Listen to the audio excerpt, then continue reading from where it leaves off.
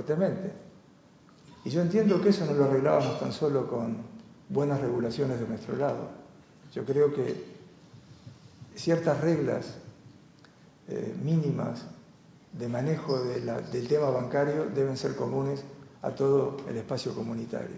Por supuesto, ni que hablar cuando entramos a conversar de productos financieros mucho más sofisticados, que hablar con todo el tema de derivados, con todo el tema de la bolsa, que hablar con productos que han generado desastres en mercados más regulados y más sofisticados que el nuestro. ¿Qué es lo que podría ocurrir si esos productos hubieran estado operando con intensidad en nuestra región?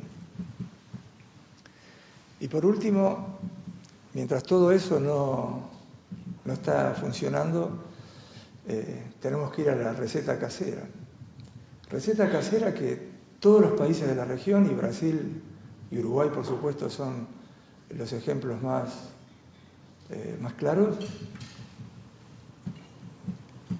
hacerse autoseguros, acumulando reservas, contratar líneas de crédito contingente con organismos multilaterales, por si llega a ocurrir algo.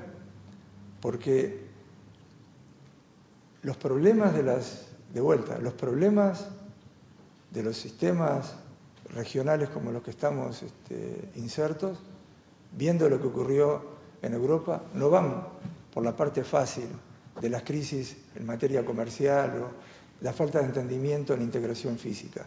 Va justamente por los problemas que pueden provenir del contagio financiero. Bueno, con esto termino y estoy, por supuesto, abierto a cualquier tipo de preguntas.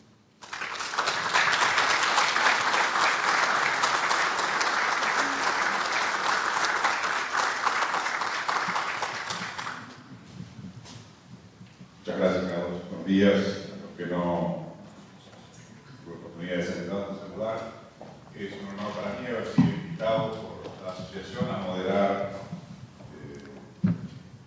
el evento de hoy. Se añade una satisfacción personal muy grande. Conozco a Carlos desde hace mucho tiempo, mantengo con él una gran amistad. Comparto el reconocimiento del Uruguay como un ciudadano que supo servir a su país durante más de 20 años, y lo que es más difícil, a lo largo de 6 gobiernos bastante disímiles, y muchas veces, doy fe de ello, en circunstancias muy difíciles, con gran profesionalismo, lealtad y discreción.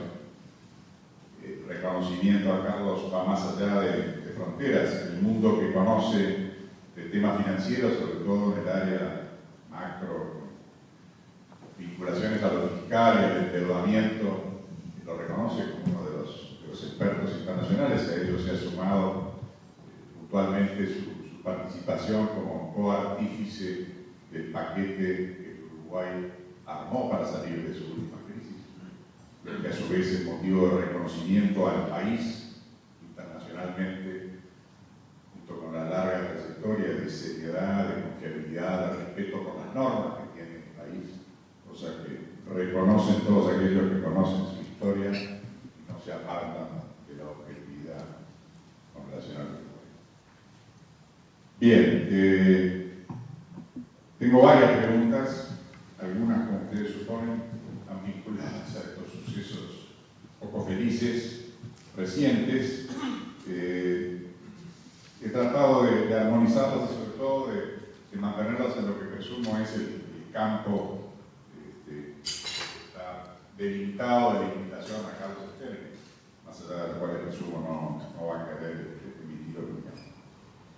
Y armonizando 2 o 3 de ellas, dicen así: ¿qué impacto pueden producir las medidas requeridas por Argentina, como ser intercambio de información, pérdida del secreto bancario y nominar las acciones de las sociedades anónimas? Otra, también sobre el tema, dice: ¿qué acciones podemos esperar de Argentina y de la OCDE si no logran que Uruguay claudique ante sus exigencias? Y otras, también en la misma línea: ¿hasta dónde puede llegar Uruguay para cumplir con los mínimos requerimientos para evitar que la OCDE lo coloque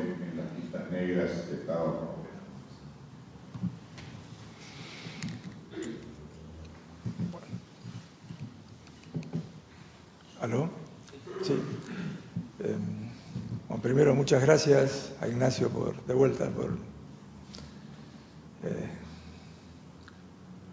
comentarios inmerecidos, pero bueno, a veces uno tiene amigos y Ignacio es uno de ellos.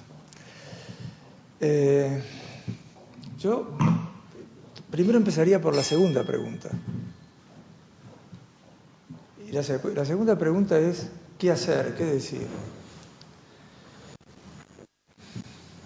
Creo que el país ha mostrado y tiene credenciales suficientes para plantarse y protestar donde haya que protestar frente a algo que es totalmente inmerecido. El país de ninguna manera se lo puede catalogar de paraíso fiscal. El país puede decir con orgullo de que nunca maquilló un número, siempre se fue con la verdad, en las buenas y en las malas. A veces, en alguna circunstancia, hubo que aceptar el consejo de la otra parte porque uno podía estar equivocado, pero no es en esta realidad. Por lo tanto, creo que una actitud frontal, donde sea y con quien sea, hay que llevarla adelante. Eso, sin ninguna duda, no tan solo por el tema puntual de la pregunta, sino simplemente porque aquí va en juego mucho más, y que es, como justamente decía Ignacio, credenciales que el país trató de mantener y mantuvo siempre límpidas, como deudor confiable, como país donde se cumple la ley, donde se cumplen y se respeta la letra de los contratos. Por lo tanto, aquí, como dice el paisano, con el poncho no nos pueden correr. Lo segundo que también uno aprendió en la vida profesional es que uno está solo, no se puede esperar nada de nadie sino de lo que uno hace, no hay ayudas. En el 2002, 2003, en medio de un Mercosur, que este es otro tema que no me gusta, podíamos hablar horas, estuvimos solos, no hubo ni siquiera el consejo, todo fue con bolsillo nuestro, con sudor sudor de la sociedad, que aceptó ajustes, que aceptó rebaja de salarios, empresas que tuvieron que despedir personal, empresarios que sufrieron. Por lo tanto, ya lo vimos, ya lo hicimos y de vuelta. Yo creo que, sin ponerle dramatismo, pero sí firmeza, debemos hacer lo que corresponde donde sea. Respecto a las otras dos preguntas, ya son más técnicas, yo no domino todos los puntos, pero mi impresión es que en el corto plazo nos va a perjudicar, va a generar, toda incertidumbre perjudica. Es decir, el hombre es un animal asustadizo, es decir, la aversión al riesgo aparece de manera inmediata. Obviamente que los que propenden este tipo de medidas saben que es algo vacuo, porque como el hombre es averso al riesgo, también sabe cómo protegerse del riesgo y va a encontrar la manera de hacerlo. Estoy hablando del ciudadano que que le han cambiado las reglas de juego y que va a tratar de buscar un sustituto o un sucedáneo de las mismas aquí o en otro lugar. Por tanto, en el corto plazo sí va a generar un impacto, no lo creo. Es decir, el país ha sobrevivido en este tipo de situaciones, en este tipo de aprietes, para ponerlo de una manera vulgar, y aquí estamos. Respecto a creo que hay alguna mención al Mercosur, puede ser, de la No, yo creo que más o menos está cubierto. ¿Querés paso a la segunda? Sí, sí, claro. Ahora hay unas preguntas que son más dentro del campo de la charla. La primera dice así: esta crisis en el primer mundo es vista como financiera. Son notorias las consecuencias políticas que está teniendo en países como Grecia, como Italia, y son perceptibles las causas tanto fiscales como políticas.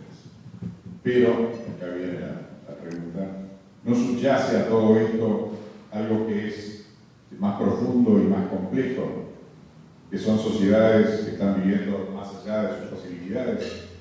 Y, segunda parte de la pregunta, si esto es así, ¿no hay que esperar un futuro más complejo que simplemente la confección de paquetes de salvataje en el corto plazo? Sí,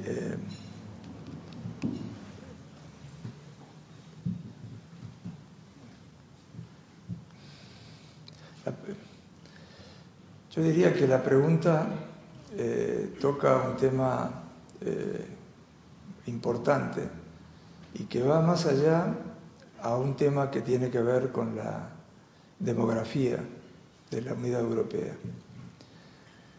Más allá de las displicencias fiscales de turno explicadas por el ciclo político de algún país, la realidad es que la Unidad Europea tiene una demografía que hace que su población sea cada vez más vieja y que esté amparada por un sistema de seguridad generoso. O que uno puede decir que es generoso dadas las disponibilidades fiscales, pero es un sistema de protección a gente que ha trabajado toda su vida y que en el retiro tiene la felicidad de tener una sobrevida más larga y por lo tanto eso genera, por definición, dentro de estas sociedades maduras, una tendencia a gastar más de lo que produce, porque hay más consumidores y muchos de ellos no son productores, no son activos. Por lo tanto, ahí hay un tema estructural de difícil resolución. Si pudiéramos decir, bueno, ¿cómo hace Europa para ajustar y tener una trayectoria fiscal sustentable? Bueno, parte de ello es el tema de las pensiones. Tema de las pensiones que a su vez es una bola de nieve, va increciendo, es decir, cada vez hay más retirados y cada vez esos retirados tienen una expectativa de vida mayor. Ahí hay un tema estructural que, como decía la pregunta, hoy se puede cauterizar con un paquete de ayuda. Pero el problema es cómo es el mañana. Ese otro aspecto también está ligado al tema del crecimiento. Esas economías que están acostumbradas a consumir más de lo que producen, para poder sobrevivir la situación actual tienen que crecer, pero crecer tiene como enemigo los programas de ajuste en el corto plazo. Entonces ahí hay otro desafío, es decir, continuar un poco con estas políticas de exceso de gasto para que la economía no colapse, ir haciendo los ajustes estructurales necesarios de manera tal de generar las bases sólidas de una trayectoria de crecimiento de largo plazo. Pero en el corto plazo, ajustar no es la medicina adecuada, o por lo menos la suficiente para resolver el problema. La siguiente pregunta hace a la otra esfera geográfica, digamos, de la charla, o sea, el barrio, y es también una pregunta doble. Y su primera parte es si hay evidencia empírica, histórica, de los últimos 50, 60, 70 años, de que la Argentina haya podido mantener por periodos largos una realidad económica como la actual de altísimo nivel de gasto sobre el producto y más recientemente de estricto control de cambios. Y en el caso de Brasil también se ha podido mantener por periodos tan largos una realidad de tipo de cambio tan elevado y de déficit en la balanza comercial. Diría que todo eso se mantiene en tanto y en cuanto la cotización de las materias primas que exportan esos países mantenga los niveles actuales. Obviamente que la explicación básica de esta realidad en Argentina es el boom exportador que tiene su actividad agropecuaria. En el caso de Brasil, también es el boom exportador, más una importante entrada de capitales, donde hay empresas internacionales que se ubican dentro de Brasil para desarrollar y prosperar, para exportar dentro de la región o hacia el exterior. Obviamente de que, porque esto ya lo vimos, si hay una reversión en los flujos de capital o